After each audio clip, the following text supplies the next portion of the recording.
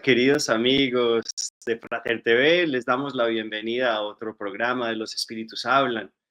Hoy vamos a hablar de un tema que nos toca a todos. Desafortunadamente es un tema difícil, pero que es parte de nuestro día a día y yo creo que es importante que lo entendamos con mucha más profundidad.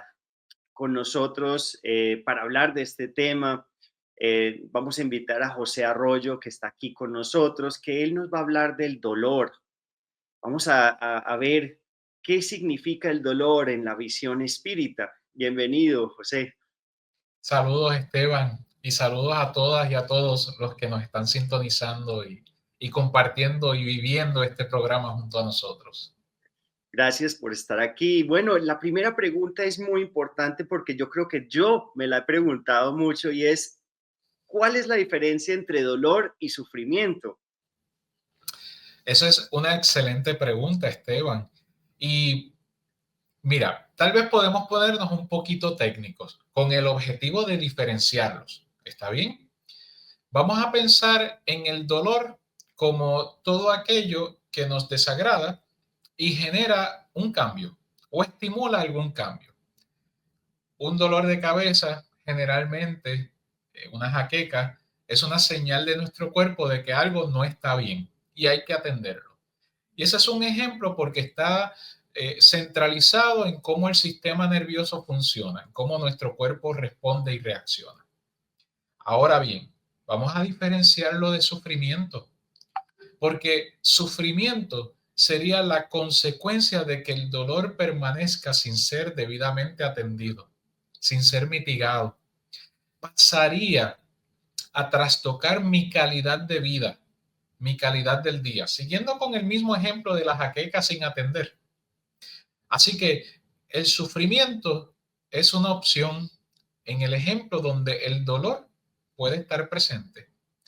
El sufrimiento podemos asociarlo con actitud, mientras que el dolor podríamos asociarlo con reacción. Tal vez eso ayuda a muchas personas, Esteban, a mejor expresar el cómo se sienten, el cómo perciben, el cómo traducen los eventos que suceden dentro de un marco de apenas dolor o dentro de la opción del sufrimiento. Muy bien, y bueno, cuéntanos, ¿por qué los espíritus superiores orientan que el dolor es inevitable, pero el sufrimiento es opcional? Porque fíjate, no hay algo que crezca, que evolucione o que cambie sin movimiento, sin energía, sin enfrentarse o confrontar un estado distinto. Por tanto, el mero hecho de movilizarse ya genera incomodidad en vista de que uno se asienta, se queda quieto, pretende que las cosas se modifiquen por sí mismas. El pensamiento mágico religioso estimula este tipo de pensamiento en donde el individuo cree que con el menor esfuerzo se logran más resultados y esa ecuación no funciona. Así que sí hace falta el visualizar y el comprender que el dolor es parte de la vida porque constantemente en un universo donde todo se mueve, literalmente, Esteban, todo en el universo está en movimiento, el mero hecho de que las cosas cambien de posición puede generar incomodidad, puede generar fricción y por tanto puede generar dolor. No así el sufrimiento. El sufrimiento ya sería, siguiendo con el ejemplo de que todo en el universo se mueve, el sufrimiento sería la falta de aceptación o vendría como consecuencia de la falta de aceptación y reconocimiento de que las cosas cambian. El cambio es una constante universal. Las cosas van a cambiar. Y si yo me aferro y me agarro a las personas, a los lugares, a los eventos, yo voy a sufrir, yo voy a generar mi propio dolor. Yo estoy aceptando subconscientemente de que algo me va a incomodar y me va a molestar y me va a sacar de mi comodidad porque todo cambia. todo se mueve, todo en el universo está en constante evolución. Así que la diferencia es esa, el dolor o el sufrimiento. A veces el sufrimiento es una actitud autoaceptada. La terquedad de no aceptar, ¿no? La terquedad de no cambiar con el universo, de no seguir moviéndose con el universo. Qué bonito, ¿no? Que cómo lo pones. Me hace también pensar en el sentido de que ya hemos hablado en el pasado y en el espiritismo, hemos hablado de hay ciertos grados de evolución de planetas, ¿no? Y están los primitivos, donde todo el mundo es ignorante, todo el mundo es orgulloso, todo el mundo es egoísta por las cualidades, ¿verdad? Porque están regidos en los instintos. Pasamos al segundo, que es el planeta de pruebas y expiaciones, que la mayoría siguen siendo ignorantes, seguimos siendo ignorantes, seguimos siendo orgullosos, seguimos siendo egoístas. Entonces también, ¿qué se puede esperar de nacer en un planeta de esto donde la mayoría somos ignorantes? ¿Qué crees que va a suceder, cierto? Entonces ahí también empezamos a decir que las pruebas, no solo las expiaciones, pero las pruebas son las pruebas, ¿cierto? Y el que se mete a una marranera va a salir oliendo, ¿cierto? A marrano. Es Claro, eso, ¿no? claro. Y también hay que reconocer que en nuestro estado evolutivo y en nuestro estadio como colectivo, efectivamente todavía nos mueve el dolor. Claro. No necesariamente nos motiva la conciencia. Entonces, en lo que conquistamos, el movernos, hace un tiempo en otro programa hablábamos sobre las motivaciones intrínsecas, las que nacen desde adentro. En lo que logramos ese estado de conciencia, donde yo me movilice al amor porque es mi manera de ser. No es porque me reconocen, no es porque me dan las gracias, no es porque obtengo un mérito, no es porque tengo privilegio, no, no, no, no. En lo que yo conquisto, que ser solidario, que actuar correctamente, que hacer el bien es bueno por sí mismo, no por ninguna otra consideración, en lo que yo conquisto eso, pues entonces todavía en la vida yo estoy aprendiendo a través de prueba y error y el dolor tiene su espacio, tiene su lugar. Y bueno, ¿cómo interpreta el espiritismo el dolor? ¿Se ve como un castigo, una prueba o una oportunidad de crecimiento espiritual? Pues vamos a atender cada una de ellas, Esteban. En el espiritismo no hablamos de castigos. De hecho, es muy impropio hablar de castigos porque para que haya un castigo alguien tiene que propinarlo. Así que tiene que haber un castigador, tiene que haber alguien que se encargue de repartir los castigos y de administrarlos. Y en el espiritismo no existe tal figura. De hecho, ese tipo de supuestos está fundamentado en una comprensión totalmente distorsionada del amor divino. Los castigos son la mirada desde la perspectiva de la víctima. Y a través de las vidas, ninguno de nosotros es una víctima de la vida. Todos nosotros somos hijas e hijos del amor divino. No hay tal concepto como castigo. Así que la vida no es eso. No incluye castigos y no tiene castigo. Ahora bien, que puedan ser que el dolor esté presente y se convierta en un motivador, en un instigador. Pues mira, eso está muy asociado a cómo nosotros aprendemos. En un escenario muy básico, psicológicamente, psíquicamente básico, en los primeros estadios de la evolución del espíritu, efectivamente nosotros vamos aprendiendo, como siempre lo hacemos, ¿no? Por prueba y error, pero en los primeros estadios donde nos motiva el instinto, donde vamos todavía gravitando en torno al descubrimiento del sentimiento y de la complejidad de las emociones, lo que es el producto doloroso para evitar la pérdida o valorar lo ganado es importante. El estímulo del dolor y recompensa son formas muy básicas conductistas de nosotros ir creciendo.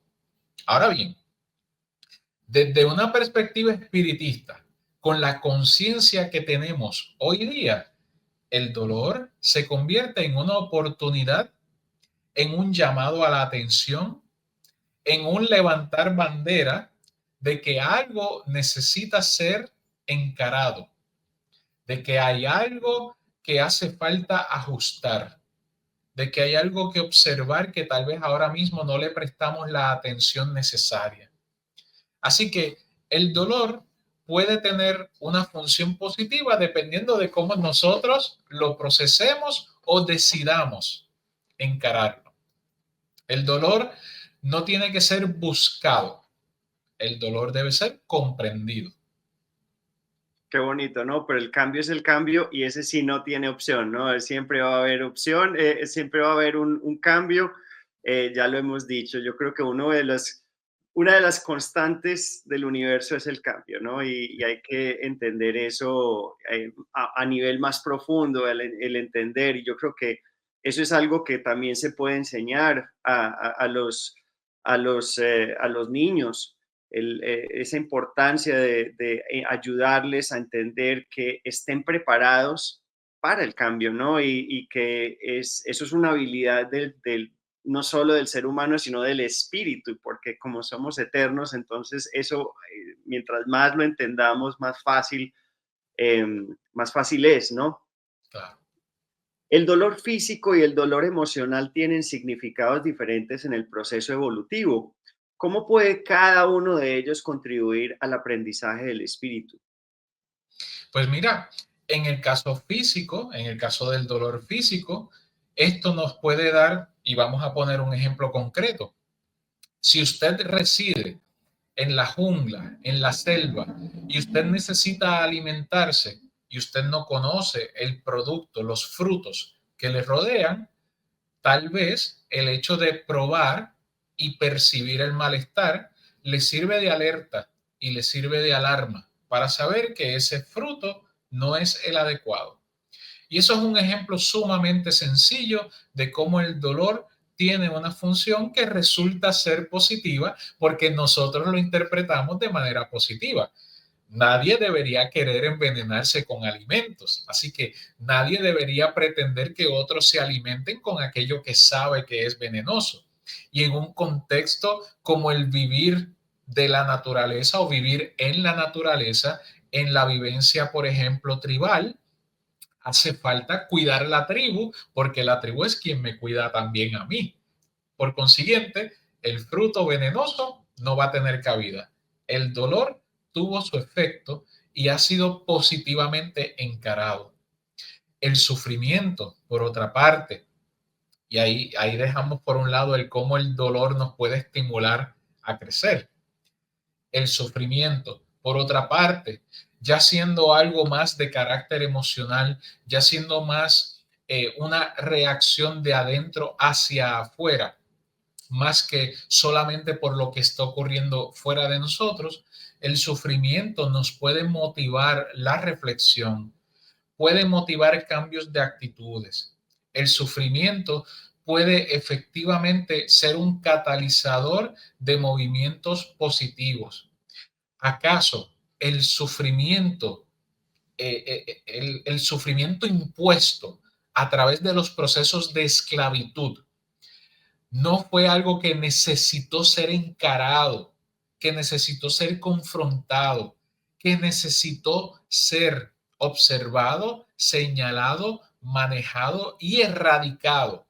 Aunque tristemente todavía hoy en día existen modalidades de esclavitud también, pero me refiero a aquella esclavitud reconocida en las Américas, cuando se trajeron personas y se trataban como animales, y ese sufrimiento impuesto, ese sufrimiento encarado y vivido en esas personas les motivaba y les impulsaba a regresar a su estado de libertad porque eran individuos libres que habían sido encadenados y que habían sido maltratados.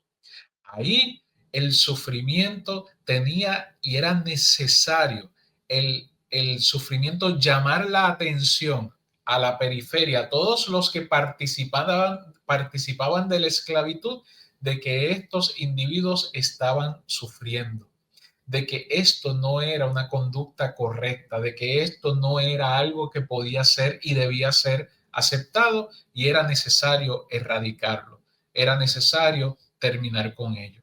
Ahora bien, con ese ejemplo no estoy justificando la esclavitud, ni estoy colocando a las personas esclavizadas en una posición de que necesitaban pasar por abusos para aprender una lección.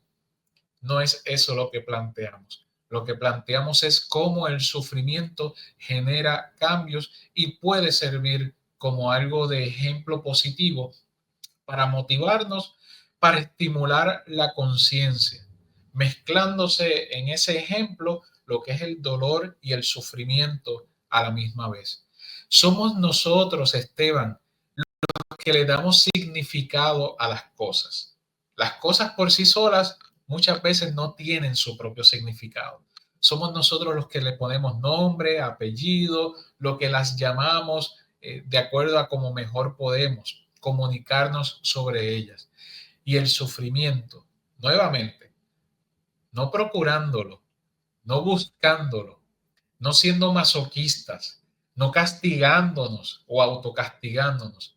El sufrimiento como consecuencia del vivir, cuando encarado positivamente, puede generar muchas cosas que generan a su vez bienestar, un cambio hacia un estadio mejor.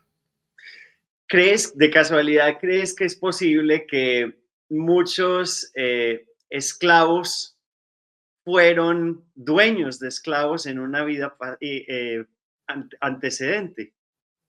No lo podemos descartar, por supuesto, porque nosotros reencarnamos entre nuestros afines y cuando hay apego, no nos despegamos muy lejos de los lugares en donde hemos gravitado. Así que no me extrañaría, ni me sorprendería, ni nos debería extrañar o sorprender que efectivamente amos y amas de esclavos estuviesen allí reencarnando.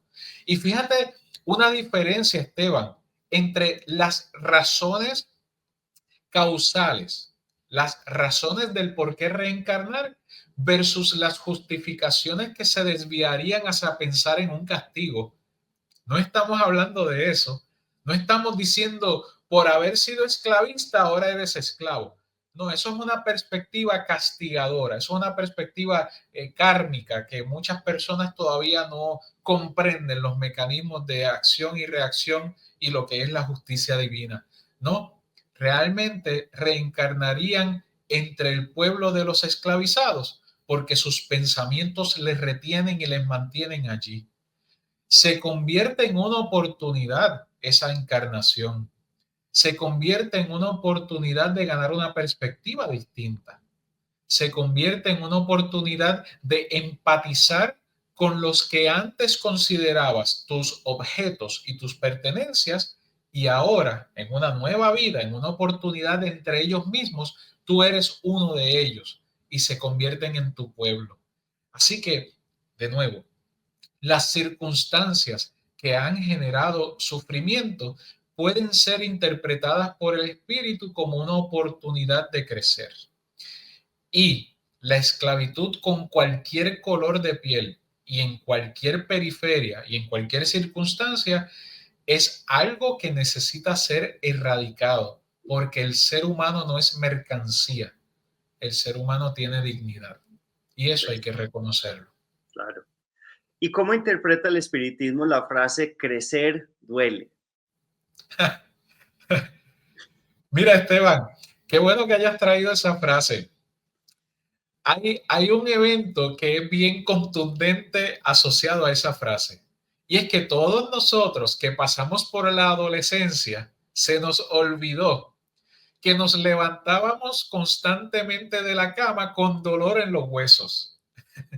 Parte del proceso de crecimiento implica que mientras nuestro cuerpo descansa, hay acumulación de calcio y nuestros huesos y músculos se estiran. Y nos levantábamos con dolor. el dolor del crecimiento, los dolores de crecimiento. Sí, ya siendo más metafórico, ¿verdad? Eso es en cuanto a lo literal, pero siendo más metafórico o mirándolo más espiritualmente, el crecer implica movernos de donde nos encontrábamos, de aquello que nos acostumbramos a tener, de entre quienes nos acostumbramos a estar o en donde nos acostumbramos a convivir.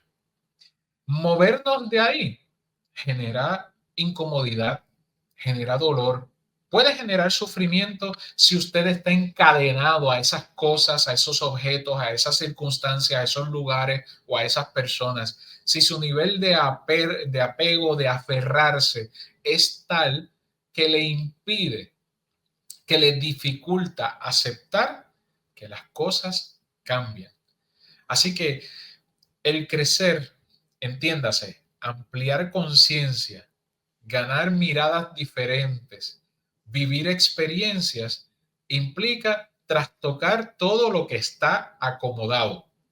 Y eso incomoda, eso duele.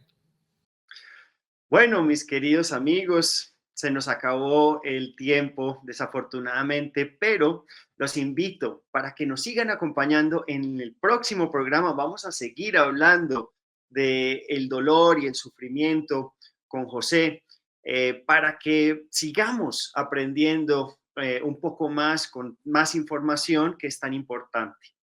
Les deseo mucha paz, como siempre, y nos vemos en el próximo episodio. Chao, chao.